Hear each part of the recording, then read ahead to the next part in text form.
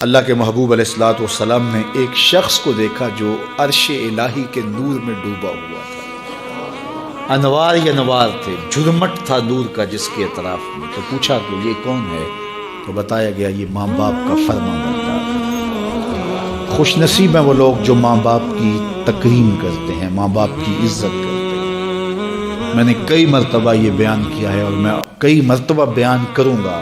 امام غزالی فرماتے ہیں ایک عمل ایسا ہے جس کی سزا آخرت میں تو ہے ہی ہے، دنیا میں بھی ضرور ملتی ہے، اور وہ ماں باپ کی نافرمانی ہے۔ اور ایک عمل خیر ایسا ہے جس کی جزا آخرت میں تو ہے ہی ہے، دنیا میں بھی ضرور ملتی ہے، وہ والدین کے ساتھ حسن سلوک۔ نہیں تو نشان لگا لو شخص پہ جو ماں باپ کا با ادب ہے، اس کی پگڑی کا کلس آپ کبھی نیچا ہوتے نہیں دیکھیں گے۔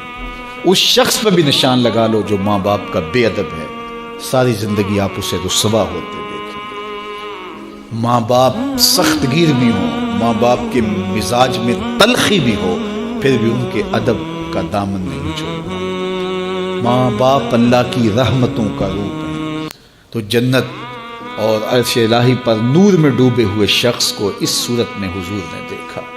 اچھا، حضور نے بہت کچھ دیکھا، لوگوں کو عذابوں میں پھنسے ہوئے بھی دیکھا، لوگوں کو رحمتوں کے جھرمٹ میں بھی دیکھا، جنت کی بہاروں میں بھی دیکھا، وہاں محلات بھی دیکھے، حوروں کی ملکہ سے ملاقات بھی ہوئی۔ اس نے حضور سے تحفہ بھی مانگا تو کہا تجھے بلال دے دیا۔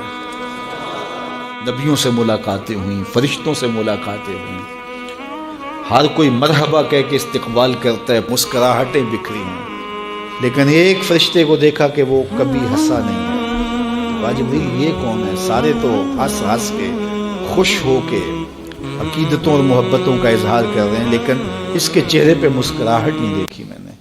عرض کی یہ داروغہ جہنم ہے، اور جب سے اس نے جہنم کو دیکھا ہے اسے ہنسی آتی نہیں ہے۔